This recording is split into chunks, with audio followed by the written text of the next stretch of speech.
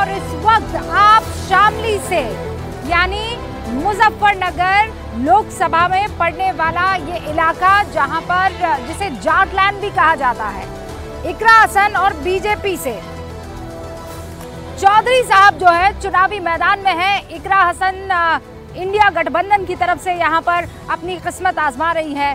यहाँ पर बहुत लोगों से हमारी बातचीत हुई और हमने कुछ गांव वालों को यहाँ पर आमंत्रित भी किया है, लेकिन मुद्दा शामली, मुजफ्फरनगर, वेस्टर्न यूपी के तमाम चीज़ों को ध्यान में रखते हुए एक और उठ खड़ा हुआ है। कल रामनवमी है, आप भी जानते हैं, और रामनवमी पर जगह जगह पर जुलूस निकाले जाएंगे और उसी वक्त जो है उसमें आप ये समझ लीजिए कि राजनीति की एंट्री हो जाती है। और एंट्री कैसे? वहाँ पश्चिम बंगाल में दीदी ने ये कहा, क्योंकि वहाँ पर भी बड़ी तादाद में रामनवमी का जुलूस निकलने वाला है और लोगों ने इस जुलूस की जब तैयारियां शुरू कर दी तो दीदी की तरफ से ये कहा गया कि इनसे सावधान रहना, ये दंगा करवा सकते हैं। आप बताइए, एक प्रदेश की मुख्यमंत्री जब इस तरह की बातें करती हैं तो किस तरह का संकेत देने की कोशिश कर रही है पुलिस उनके अंडर में, इंटेलिजेंस उनके वहाँ की लोकल इंटेलिजेंस उनके अंडर में, जो ऐसा काम करने की कोशिश कर रहा है उनको जेल में क्यों नहीं डाल रही? क्यों ऐसा माहौल इस वक्त बनाने की कोशिश जब सेंसिटिव एकदम सिचुएशन और सर्कमस्टेंसेस है लोकसभा के चुनावों को ध्यान में रखते हुए? ये रिपोर्ट देखिए और उसके बाद हम डिबेट की शुरुआत करेंगे।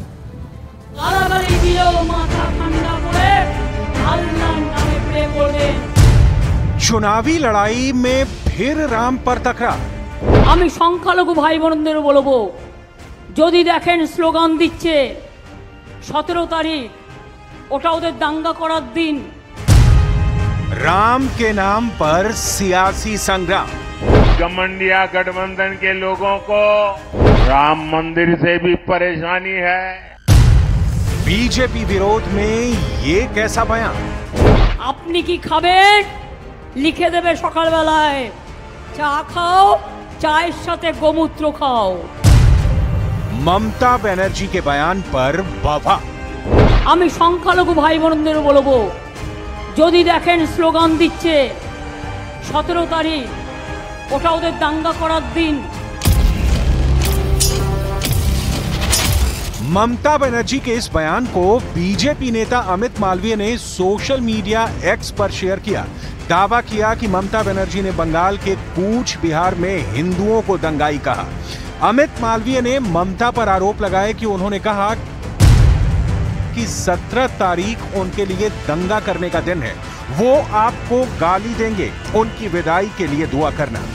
ममता बनर्जी के बयान पर अब बीजेपी हमलावर है क्योंकि मौसम चुनावी है और मुद्दा राम। मुझे पता है टीएमसी ने हमेशा की तरह यहां रामनवमी उत्सव को रोकने की पूरी कोशिश की, सारे षड्यंत्र किए, लेकिन जीत सत्य की ही होती है। ये पहला मौका नहीं है जब रामनवमी के दिन ममता बनर्जी ने दंगे की आशंका जताई। एक सप्ताह पहले अलीपुरद्वार में एक रैली को संबोधित करते हुए उन्होंने दावा किया था कि पहले चरण का चुनाव जानबूझकर 19 अप्रैल को रखा गया क्योंकि 17 तारीख को रामनवमी पर सांप्रदायिक तनाव पैदा हो और इसका फायदा बीजेपी चुनाव में उठाए। শুধু একটা কথাই বলবো, মিছিল করুন, মিটিং করুন, দাঙ্গা করবেন না। দাঙ্গা করবে ওরা। 19 তারিখে ভোট, 17 তারিখে দাঙ্গা করবে। তোমাদের তো রাম কানে কানে বলে দিয়ে যায়নি তুমি দাঙ্গা করো, কিন্তু এরা দাঙ্গা করবে আর করে এরাই একে ঢুকিয়ে দেবে। ममता की आशंका और दावों के बीच रामनवमी के दिन विश्व हिंदू परिषद और हिंदू संगठनों ने विशाल उत्सव मनाने का ऐलान किया है। कलकत्ता हाईकोर्ट ने भी वीएचपी को कुछ शर्तों के साथ रामनवमी में जुलूस की इजाजत दे दी है। एक तरफ विपक्ष अब तक चुनाव में राम की एंट्री से परहेज कर रहा था, लेकिन ममता बनर्जी के बयान ने सियासी रण में राम की एंट्री करा दी है। ऐसे में सवाल है कि क्या ममता बनर्जी के बयान से बीजेपी को चुनाव में फायदा होगा? रामनवमी पर दंगे की बात करना वोट के ध्रुवीकरण की कोशिश है। चुनावी लड़ाई में राम को लाने के पीछे ममता की क्या रणनीति? लोकसभा चुनाव में राम किसकी नैया पार लगाएंगे?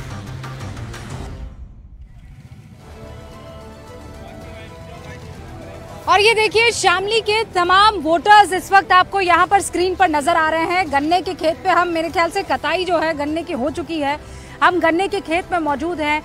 यहाँ पर वोटर्स के मुद्दे क्या रहने वाले हैं ये तो हम चर्चा करेंगे, लेकिन वहाँ स्टूडियो से हमारे साथ दो खास मेहमान जुड़े हुए हैं।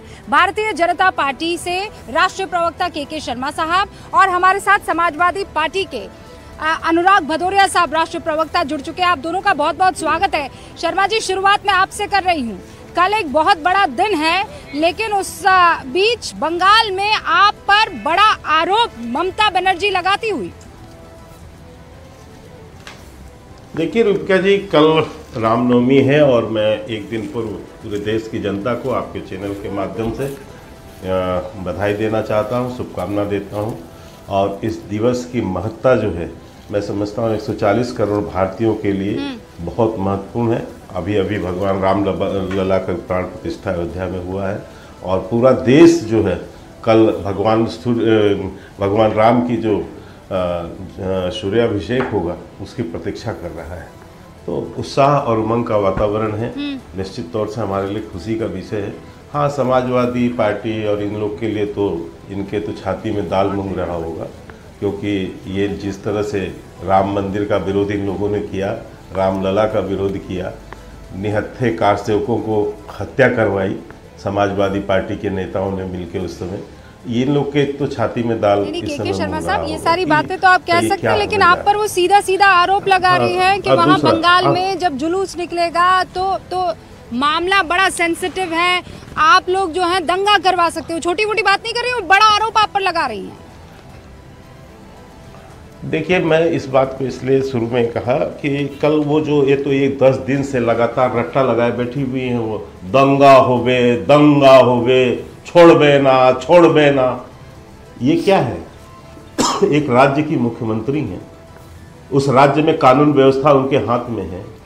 दंगे का यदि उनको इतना बड़ा अनुमान है तो कर क्या रही हैं? वो दही जमा के बैठी हैं अपने हाथ में, उनके लिए करने के लिए वहां कुछ नहीं है। वो केवल इसी सवाल को आगे ले जा और दंगा यदि हुआ, रोबिका जी यदि दंगा हुआ दही जमा कर बैठी है, बड़ा चैलेंज करते हुए यहाँ पर के शर्मा। हेलो, मुझसे पूछ रहे हैं आप? हेलो जी, हाँ आप ही से पूछ रहे हैं। हेलो जी, देखिए भारतीय जनता पार्टी के साथ समस्या क्या है। भारतीय जनता पार्टी महंगाई का मां बोलने से भी डरती है और बेरोजगारी का बाप बोलने से भी डरती है और भ्रष्टाचार का भी बाप बोलने से डरती है। ये देखो, ये जो पहले भ्रष्टाचार का आरोप लगाते थे दूसरों के ऊपर में, आज वो भ्रष्टाचार पे बात ही नहीं करना चाहते। सोचो, और जो क्योंकि भ्रष्टाचारी अपने साथ ले आए सारे के सारे, तो बात कैसे करेंगे बेचारे, उनके करेंगे भी कैसे? महंगाई से कमर टूटी उसके बारे में कैसे बोलेंगे? बेरोजगारी से लोग आत्महत्या कर रहे हैं, कैसे बोलेंगे? मैं आपके बीच में नहीं बोला, चुप रहिए। महंगाई, बेरोजगारी, महिला समस्या, इससे बड़ा विषय कोई हो सकता है क्या? आप बात नहीं करना चाहते, आप चुप रहिए। मैं आपके बीच में नहीं बोला था, पेट में दर्द, गुड़गुड़ी होने लगी, गुड़गुड़ाने लगा, जनता की बात हुई, गुड़गुड़ाने लगे। ये है असली चेहरा। देखो देशवासियों, ये आपके समस्या पे बात नहीं करना चाहते, आप लोग अपने ऑफिस में बैठे हुए हैं, जनता के बीच यहाँ न्यूज 18 इंडिया आया हुआ है, जनता के बीच में हम लोग मौजूद है। अनुराग जी, वो आप पर ये आरोप लगा रहे हैं कि आप कह रहे हैं महंगाई का मां नहीं बोल सकते हैं, आप कह रहे हैं बेरोजगारी का ब नहीं बोल सकते हैं, आपको ये कह रहे हैं रामनवमी पर आप राम का रा नहीं बोल सकते हैं। मैं तो बोलता ही हूँ, उसमें क्या बोलना भाई? प्रभु कण कण में है, कण कण में प्रभु है। धर्म हमारे लिए आस्था का विषय है, राजनीतिक विषय नहीं है। रूबिका जी याद रखिएगा, भारतीय जनता पार्टी का राजनीतिक विषय हो सकता है, आस्था और राजनीति में फर्क होना चाहिए। राजनीति में क्यों आते हैं लोग, क्यों आप नेता चुनते हो? आस्था और राजनीति में फर्क होना चाहिए। शुभ्रास्ता और बादल देवनाथ दोनों हमारे साथ मौजूद है।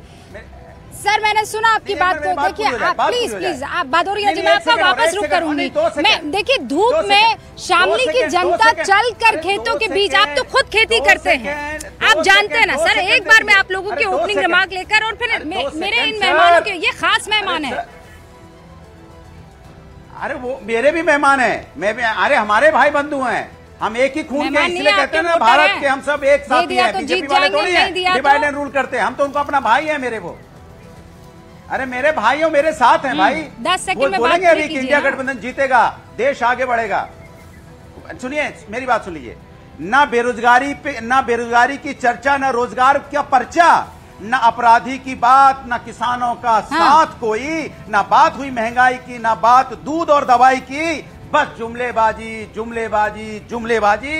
इस बार निकासी यार निकासी, भारतीय जनता पार्टी की निकासी तय है। ये मेरे साथ जो आपके साथ जनता है वो भी बोलेगी इंडिया गठबंधन जिंदाबाद। समाजवादी पार्टी के शर्मा जी 20 सेकंड में जवाब दे दीजिए। बढ़िया कविता पढ़ी है, इस बार कह रहे हैं आपकी निकासी निकासी निकासी। नहीं, जनता ने इनको कविता पढ़ने के लिए ही छोड़ दिया है, राजनीति में तो कुछ बचा नहीं।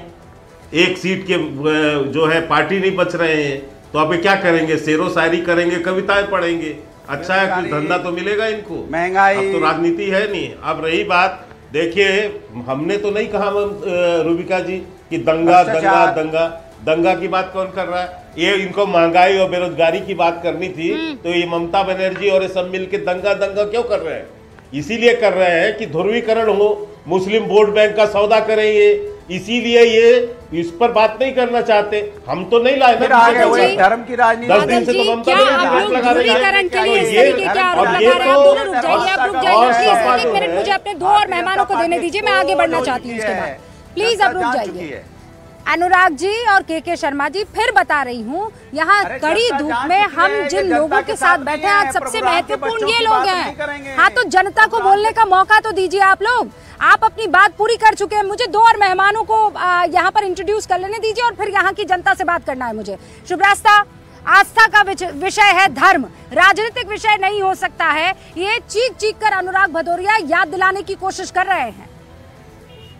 जी रूबिका जी, वो याद दिलाने की कोशिश कर रहे हैं, मैं भी उनको याद दिलाने की कोशिश कर रही हूँ कि आखिर धर्म को, आस्था को राजनीतिक विषय बनाया किसने? जब स्टेट का काम केवल लॉ एंड ऑर्डर को रेगुलेट करना है, तो स्टेट ने सेक्युलरिज्म शब्द को भारत के संविधान में, भारत के संविधान की प्रस्तावना में जोड़कर क्यों ऐसा बताया कि इस देश में धर्म और स्टेट को अलग अलग होना जरूरी है? तो तब से चला आ रहा है ये डिबेट, और ये डिबेट चलेगी रूबिका जी।